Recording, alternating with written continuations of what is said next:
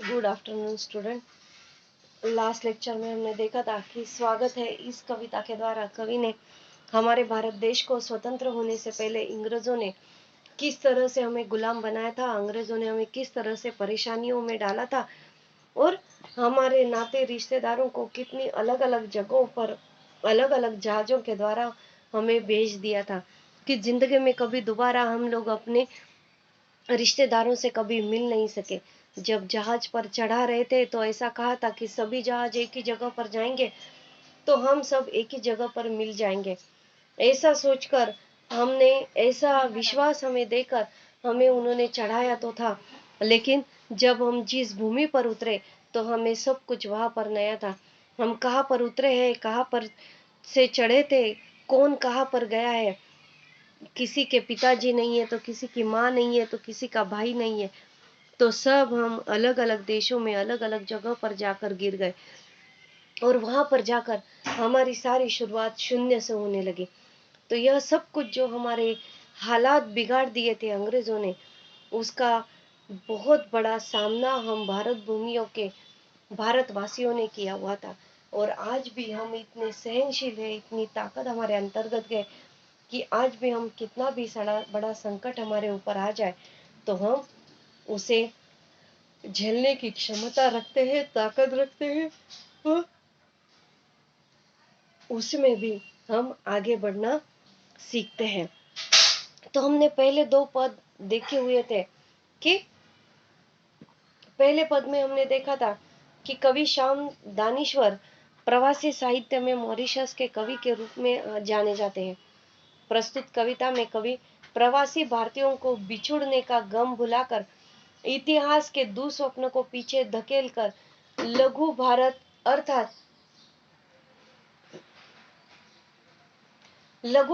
अर्थात मॉरिशस की भूमि पर लौट आने का न्योता आमंत्रण दे रहे थे।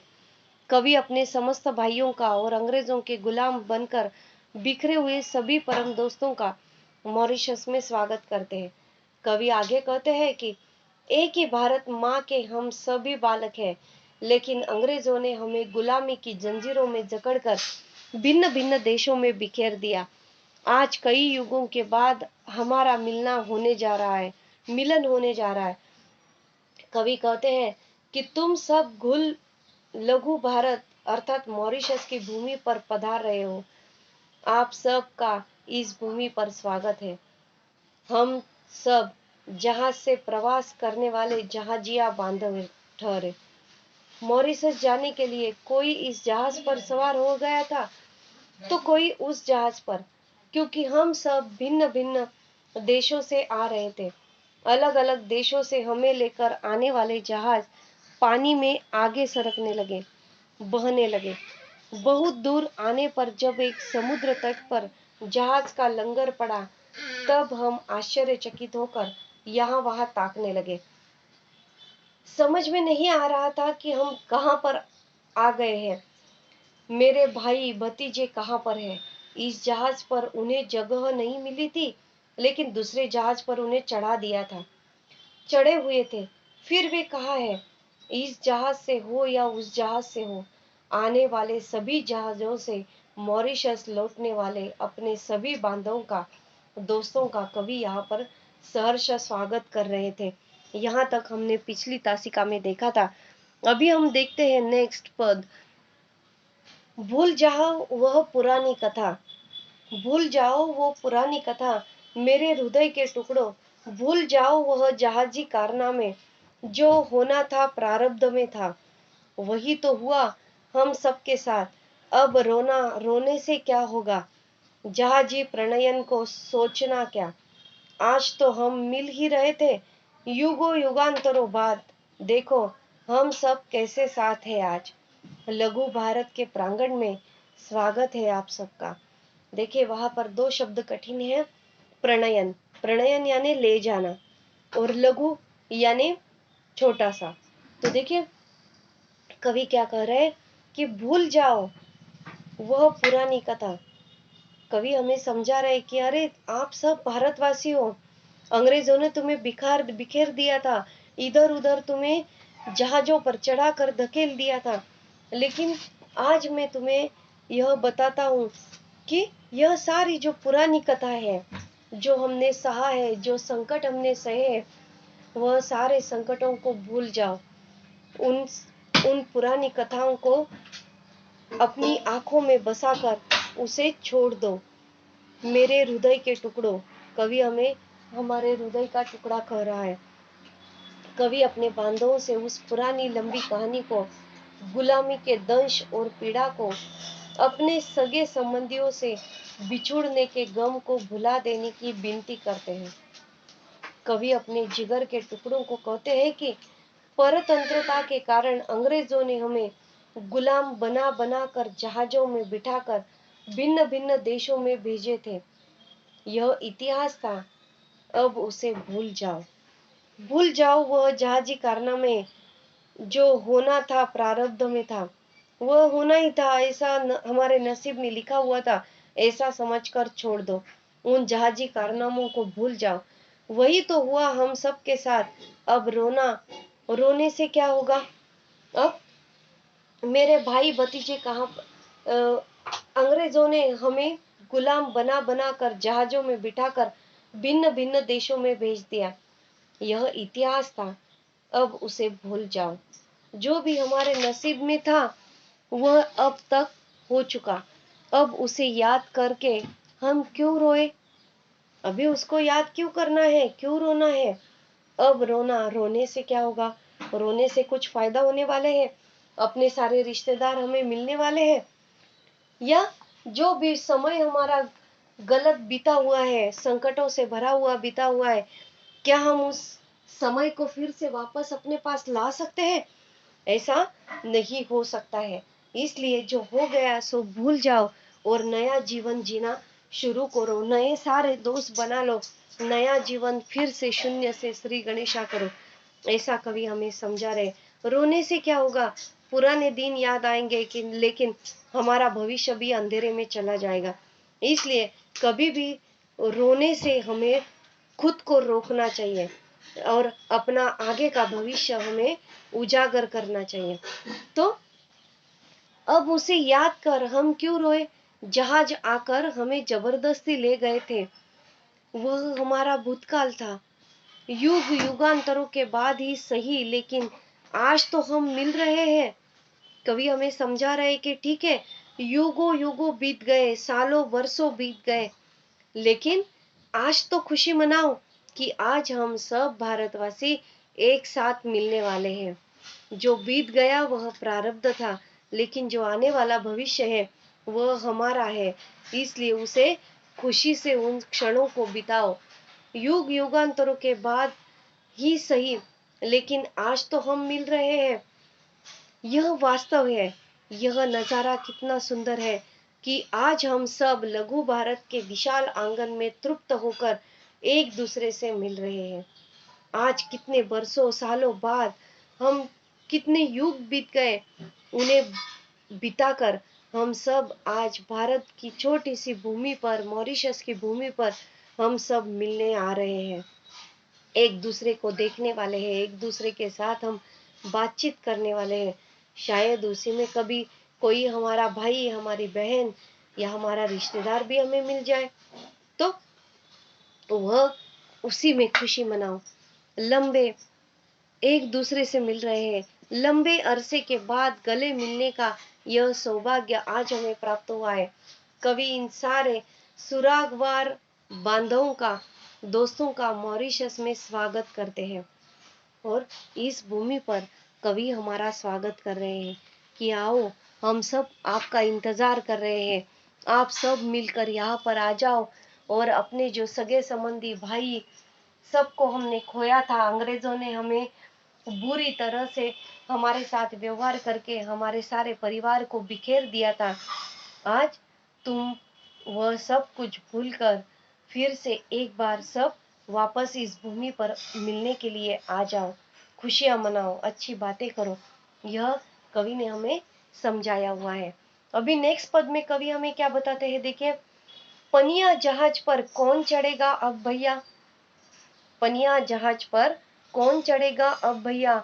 बड़ा डर लग रहा है, उससे तो कहीं पुनः दोहरा न दे इतिहास हमारा, उस धरती पर बिखर न जाए, खोजते हुए नीच बंधुओं को आसमान की राह पकड़ आगे चल, मॉरिशस की भूमि पर उतरेंगे सब, नहर हो जैसे वही हमारा, बाबुल के लोग वही मिलेंगे, देश परदेश के नाम मिटेंगे, आंसू थामे वही मिलेंगे, स्वागत है इस भूमि पर आपका।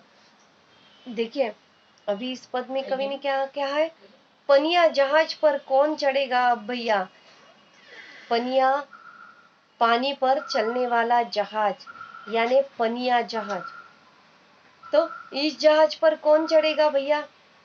अभी जहाज पर चढ़ने से हमें डर लगने लगा है, क्योंकि अंग्रेजों ने हमें जहाज पर चढ़ा दिया, लेकिन हमारे सारे रिश्ते हमने खो दिए, नाते खो दिए, हमारे परिवार के सदस्यों को हमने खो दिया। तो एक बार हमने जहाज पर चढ़कर गलती कर दी, उस गलती को हम आज तक नहीं भूले हैं। तो अब फिर से वापस जहाज पर चढ़ने के लिए हमारे पैर कतरा रहे हैं, हमें बड़ा डर लग रहा है, हम नहीं चढ़ना चाहते हैं। हमारे अब कहीं पुनः दोहरा न दे इतिहास हमारा। भारतवासियों को क्या डर लग रहा है कि जो हमारे साथ हुआ था, अंग्रेजों ने हमारे साथ किया था, शायद आज भी हम इस जहाज पर चढ़ जाएंगे तो पुराना इतिहास फिर से न घटित हो जाए, ऐसा डर कवि को लग रहा था। इस धरती पर बिखर न जाए, खोजते हुए निज बंधुओं को आसमान की राह पर पकड़ आगे चल, मॉरिशस की भूमि पर उतरेंगे सब मॉरिशस की भूमि पर उतरने वाले हैं, इसलिए डरना नहीं है, डरने की कोई बात नहीं है, हम सब वहां पर उतर जाएंगे। नेहर हो जैसे हमारा, नेहर यानी क्या, नेहर हम किसे कहते हैं, जो हमारे पिताजी का घर होता है, पेरेंट्स होम, मायका, उसे हिंदी में नहर कहते हैं। कि जैसे हमारा मायका हो, हमारा पिताजी का घर हो, हम पिताजी के घर पर कैसे स्वच्छंद रहते हैं, जैसे मन चाहा वैसे हम वहां पर अपना जीवन जीते हैं, कोई टोकता नहीं है, रोकता नहीं है, किसी भी बात का संकट हमारे ऊपर नहीं आता है। उसी तरह मॉरिशस की भूमि पर जो आप आ रहे हो, तो मानो अपने मायके में पिताजी के घर पर हम मिल रहे हैं, ऐसा हमें महसूस हो रहा है। देश परदेश के नाम मिटेंगे, आंसू थामे वही मिलेंगे, स्वागत है इस भूमि पर, स्वागत है इस भूमि पर। तो हमारे सब बांधवों के मन में पानी में चलने वाले जहाज को लेकर डर सा समा गया है, भय लग रहा है, कहीं वह काला भयंकर इतिहास फिर से दोहरा न जाए। उनके सामने सवाल है कि पानी में चलने वाले इस जहाज पर अब कौन चढ़ेगा। यह जहाज दोबारा इतिहास को वापस न लाए, इस धरती पर फिर से हम बिखर न जाए, और ना ही फिर एक बार अपने ही बंधुओं को ढूंढते रह जाना पड़े। अब तो हम सब आसमान में उड़कर मॉरिशस की धरती पर उतर जाएंगे, वही हमारा नहर होगा, और वही हमें हमारा पिता और परिवार के लोग भी मिलेंगे। अब देश परदेश से छुटकारा मिलेगा, और दुखाश्रुओं को थाम कर वही हम सब मिलेंगे। आसमान से उड़कर मॉरिशस की धरती पर उतरेंगे, उतरने वाले सभी बांधवों का और दोस्तों का कवि तहे दिल से स्वागत करते हैं। नेक्स्ट पद में कवि ने हमें बताया है कि हे गिरमिटिया भाई, परमीट अपनी जिगर छाप थी, पर दास्ता पंख में जा गिरे थे, कितने युग लगे पंकज बनने में, माचिस मारिस मारिस में मॉरिशस बनने में। देखो इस पावन भूमि पर वन बांधवों का सफल प्रणयन, यह तो सब था, घास थी पत्थर, पत्थर में प्राण हमने डाले। देखो इस देश को घूम घूम कर बिछड़े बंधुओं को लहू कर्णों का स्वागत है। यहाँ पर कवि ने कहा है कि हे मेरे गिरमिटिया भाइयों, अंग्रेजों के दास्ता पंख में अभी यहाँ पर देखिए, परमिट यानी अनुमति, सम्मति लेना, अनुमति लेना, दास्ता यानी गुलामी, पंख यानी कीचड़, पंकज यानी कमल का फूल, मारीच, मारीच यानी मॉरिशस का पहला नाम है, उसे मारीच कहा करते थे। तो हे मेरे गिरमिटिया भाइयों, हे मेरे गिरमिटिया भाइयों, अंग्रेजों के गुलाम बनकर झेले गए अपार कष्टों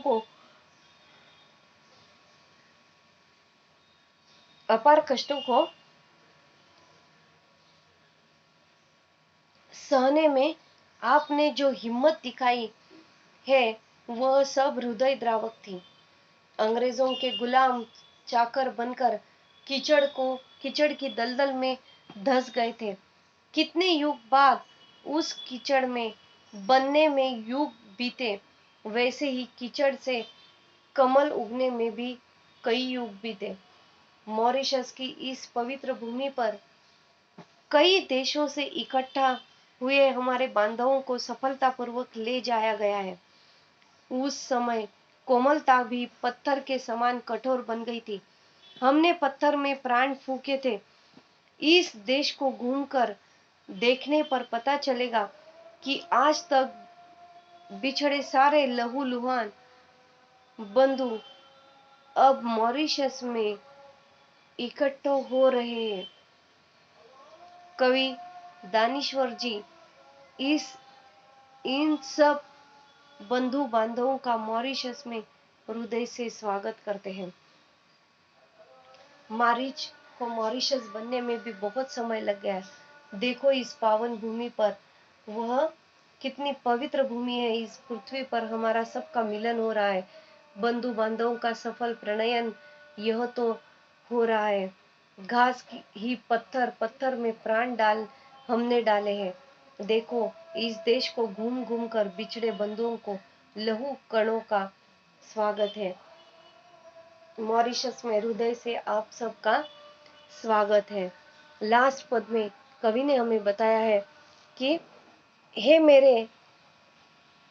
मेरे भारत, नेपाल, श्रीलंका, फिजी, सुरीनाम, पाक, Guyana, south Africa, UK, USA, Canada, France, Réunion आदि के सहोदर बंधुओं, इस भूमि में तुम सभी की स्मृति अंकित है। तल तक कहते हैं स्वर्ग इसे हिंदू महासागर का कल्पना है या सत्य है। प्रिय भाइयों, कल्पना भी हो तो स्वर्ग इसे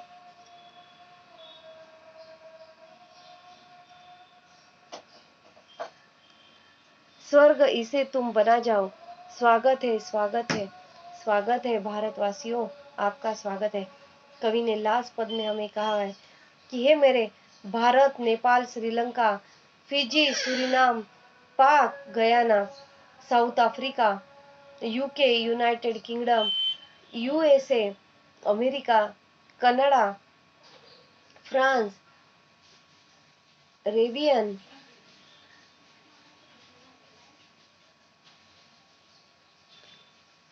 आदि के सहोदर बंधुओं, इस भूमि में तुम सभी का स्थान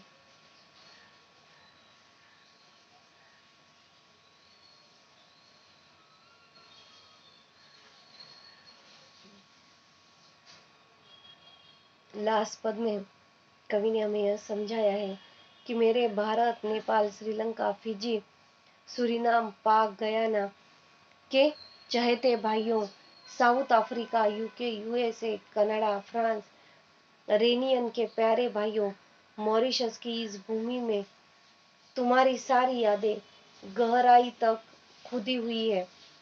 इस भूमि को हिंद महासागर का स्वर्ग कहते हैं। यह कल्पना है या वास्तव पता नहीं, परंतु मेरे प्यारे भाइयों, अगर यह कोई कल्पना भी है तो भी मुझे विश्वास है कि आप सब यहाँ आकर इस धरती को स्वर्ग में तब्दील कर देंगे। इसलिए कवि कहते हैं कि आप सभी मेरे प्रियजनों का मॉरिशस में हृदय से हार्दिक हार्दिक स्वागत है। तो हमारी यह जो भारत भूमि है, इस भारत भूमि ने स्वतंत्रता प्राप्ति के लिए बहुत सारे संकटों का सामना किया है, बहुत सारी समस्याओं को झेला हुआ है। हमारे भारत देश का हर एक नागरिक अपने जीवन में कुछ न कुछ दुख और संकट सहकर ही वह सामने आया है। तो कवि ने हमारा हौसला बढ़ाया है, हमें समझाया है कि हमारे भारत भूमि को किस तरह से हमें संभालना है, नहीं तो यह सब कुछ वापस बिखेर भी सकता है। इसलिए कवि ने यहाँ पर हमें समझाया है कि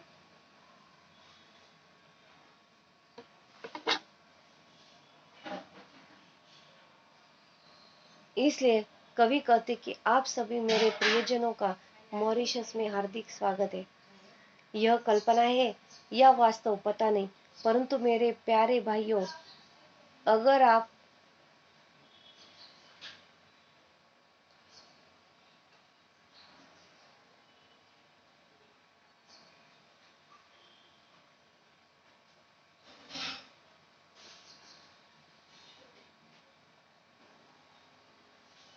भाइयों, मॉरिशस की इस भूमि में तुम्हारी सारी यादें गहराई तक खुदी गई है। इस भूमि को हिंदी महासागर का स्वर्ग कहकर कहा गया है।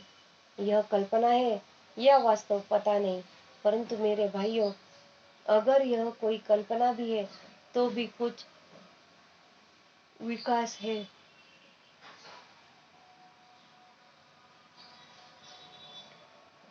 विश्वास है कि आप सब यहाँ आपका इस धरती को स्वर्ग में तब्दील कर देंगे।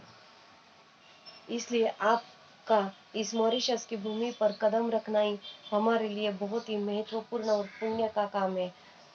इसलिए भारत की भूमि को कभी भी भूलना नहीं है, उसकी सेवा करनी है, उस पर प्यार करना है, और जितना अच्छी तरह से हो सकता है उतनी अच्छी तरह से हमें उसे संभालना जरूरी है। और बीते हुए पलों को याद कर करके रोने से अच्छा है कि आने वाला अगला दिन हमारे लिए कितना अच्छा होगा। इस आशा पर हमें हमारा जीवन जीना आवश्यक है। तो यहाँ पर हम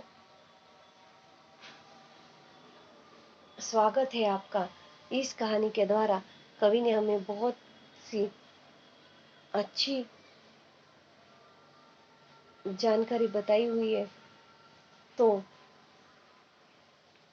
यहाँ पर जो भी स्वाध्याय दिया हुआ है पाठ के आगे, नेक्स्ट शब्दार्थ है, काव्य सौंदर्य है,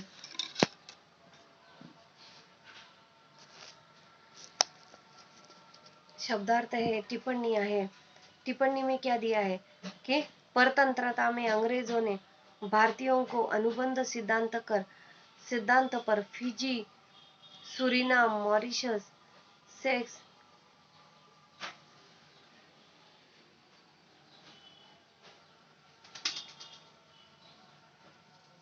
मजदूर बनाकर भेजे।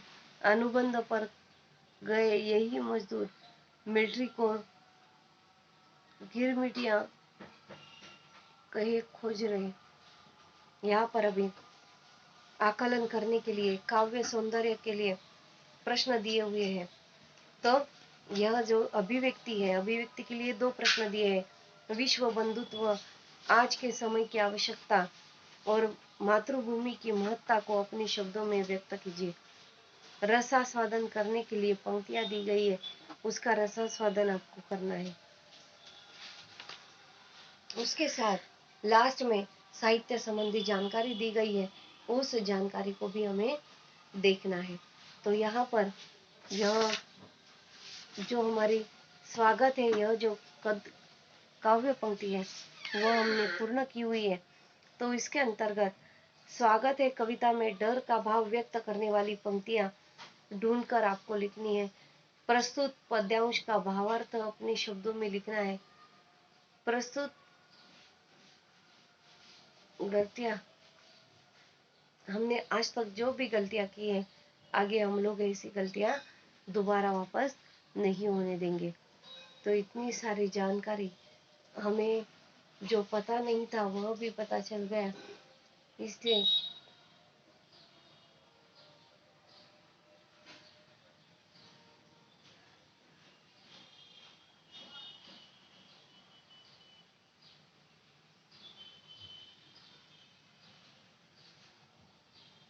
तो यहाँ पर हम रुकते हैं। ठीक है, नेक्स्ट लेक्चर में हम नेक्स्ट लेसन स्टार्ट करेंगे। यहाँ पर जो भी क्वेश्चन आंसर्स दिए हुए हैं वो सारे आपको पूर्ण करके रखने हैं।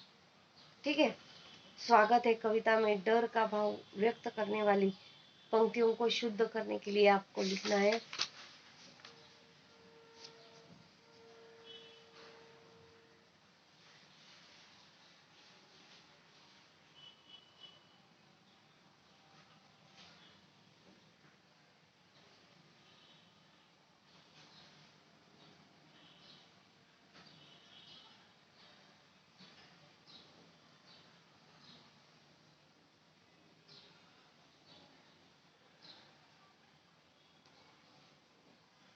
ठीक है, thank you so much. Next lecture में हम नेक्स्ट तासिका में देखते हैं। इसका स्वाध्याय आप लोगों को पूर्ण करके रखना है।